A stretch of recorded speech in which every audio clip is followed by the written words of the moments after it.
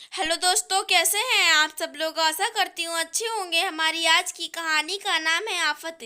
बहू, तुम अगर देर से उठी तो कौन सी आफत आ गई। हे भगवान, मेरी भी ना बिल्कुल मती मारी गई थी, जो एक बार जग कर दोबारा सो गई। लेकिन मैं भी बेचारी क्या करूं। जाड़े की नींद होती ही इतनी प्यारी है। सुबह सुबह रजाई छोड़ने का तो बिल्कुल भी मन नहीं करता।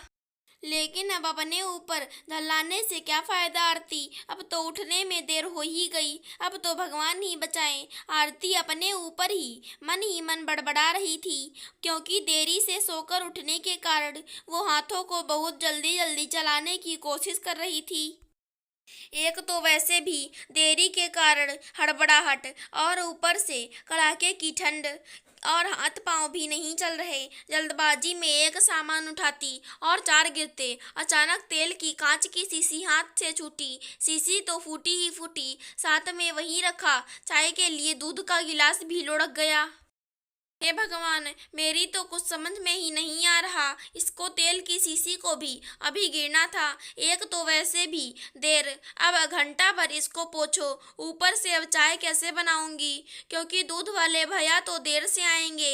ये तो सब कुछ उल्टा पुल्टा हो रहा है। मम्मी जी बस अभी पूजा करके आ ही रही होंगी, तो उनको और पापा जी को तो शुगर की वजह से तुरंत नाश्ता चाहिए ही होता है। आज तो पक्का मम्मी जी की डांट पड़ेगी। आरती घबराते हुए गिरा हुआ तेल और दूध पोछे से पोंछने लगी। अभी तो वो सफाई ही कर रही थी कि उसका पैर एकदम से फिसलते फिसलते बचा।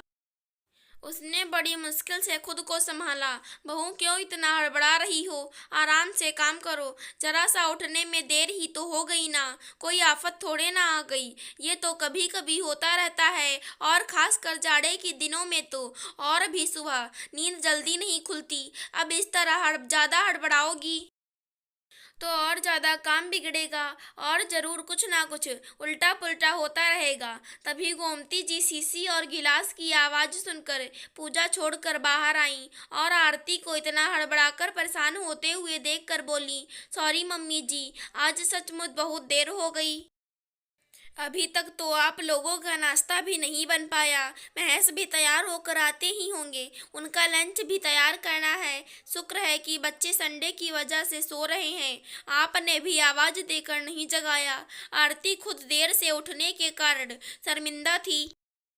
बहू, इसमें शर्मिंदा या सॉरी की कोई बात नहीं। मैं भी तुम्हारी उम्र में कभी कभी परिस्थितिवश जब देर तक सो जाती थी, तो पापा जी बाहर से ही आवाज लगाते थे, गोमती बेटा, आज चाय नहीं मिलेगी क्या। तब सासू माँ जी उनसे कहती थी कि आपको भी बहू के हाथ की चाय के बिना चैन नहीं पड़ता।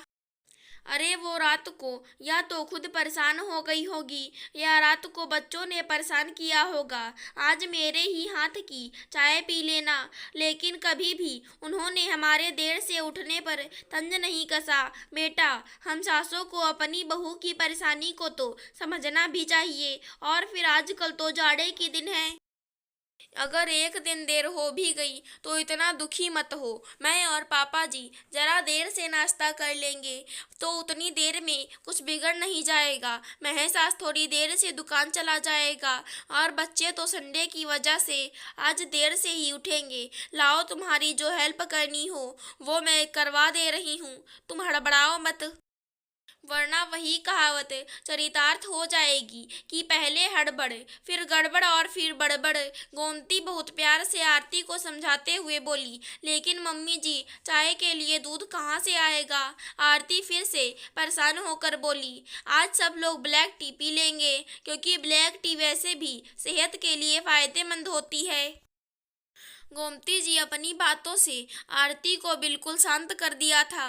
थैंक यू मम्मी जी, सचमुच आपके जैसी सास मिलना बहुत सौभाग्य की बात है, और मैं बहुत भाग्यशाली हूँ जो आपके जैसी प्यारी सासू माँ मिली। आरती खुश होते हुए बोली, अरे नहीं बहू, तुम ही भाग्यशाली नहीं, इस मामले में तो मैं भी बहुत भाग्यशाली थी। मेरी सासू माँ जी भी बहुत समझदार थी। गोमती जी के चेहरे पर अपनी सासू माँ के लिए श्रद्धा के भाव उत्पन्न हो गए, और आरती ने गोमती की बातों से आश्वस्त होकर चैन की सांस ली और वो आराम आराम से काम करने लगी। अगर हमारी आज की कहानी पसंद आई हो तो चैनल को सब्सक्राइब करें। धन्यवाद दोस्तों।